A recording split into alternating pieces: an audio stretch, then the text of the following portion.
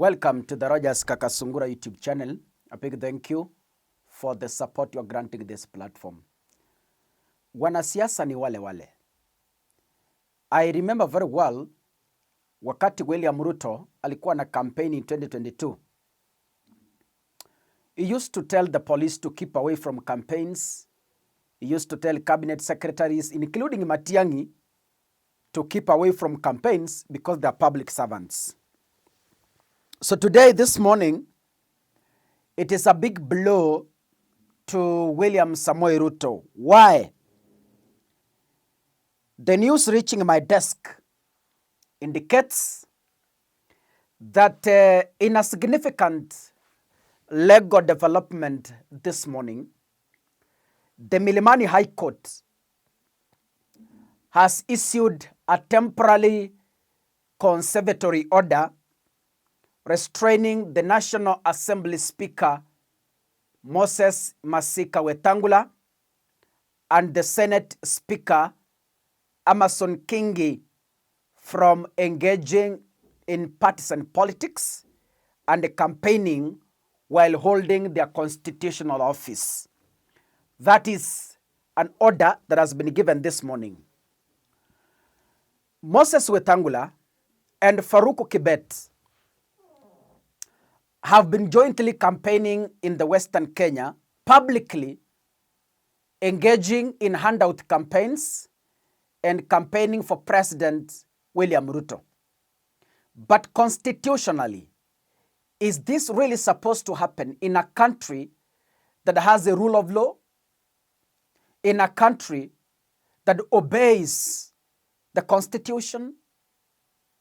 The Kenya Kwanza government has turned this country into lawlessness. They are the principles of anarchy.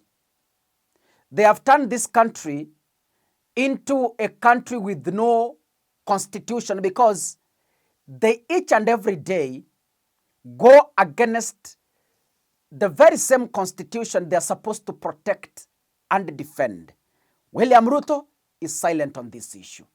The IEBC completely silent on such issues. What does it say?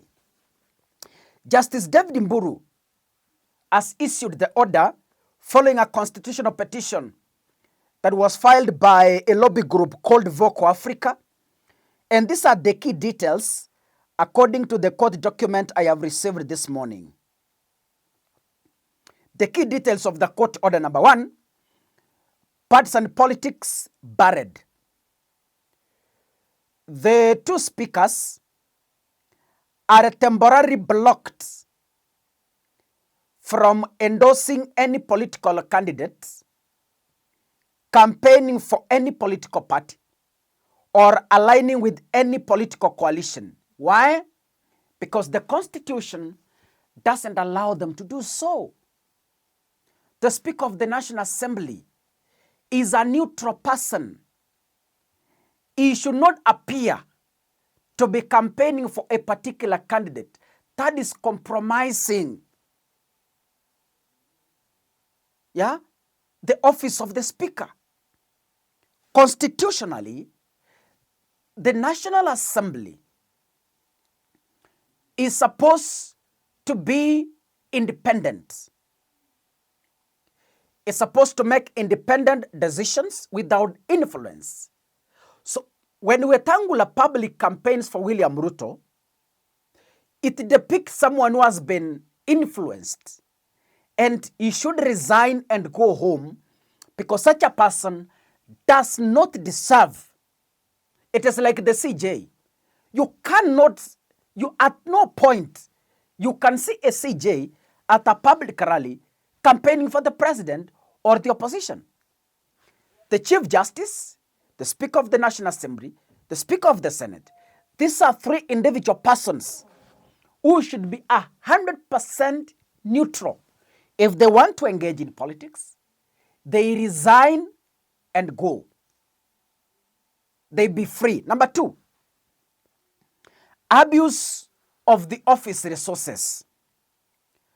The order specifically restrains them from using, invoking, or benefiting from the authority,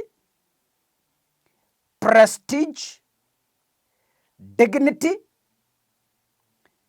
influence, or public resource such as official motorcades, security details, parliamentary staff, or facilities attached to their offices for political mobilization. Wetangula is abusing his office. Why? Because you may find in these rallies, he goes with the staff ya National Assembly. Anabeba camera person wa National Assembly, anabeba dereva ameajiriwa na SRC, anampeleka kampeni ya siasa. Number 3, Voco Africa is arguing that both speakers breached the Constitution and the Election Campaign Financing Act by actively leading and addressing political rallies, including recent events in Mombasa, Emuhaya, and Eldoret, to drum up support for President William Ruto's re-election and the Kenya Kwanza coalition. This is what Justice David Mburu said. Allow me to read for you. He said, pending the inter-parties hearing of this application,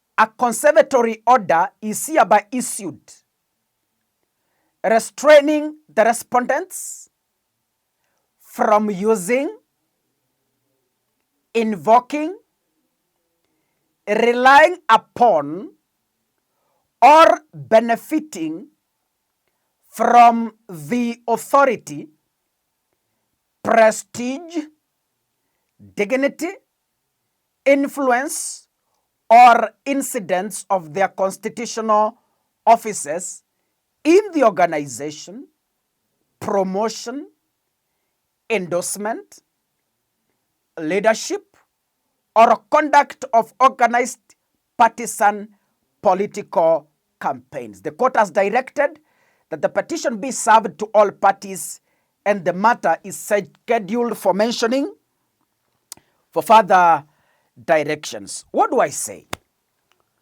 The big question here is, will they respect the rule of law? Yes, Voco Africa has gone to court. The court has pronounced itself. The orders have been issued. The biggest question in the room is this. Yes, will they respect the court order? That is the biggest question in the room. Of course, we know Ruto and his servants do not respect the courts. And that is the truth. God bless you. See you in the next episode. Asanteni sana.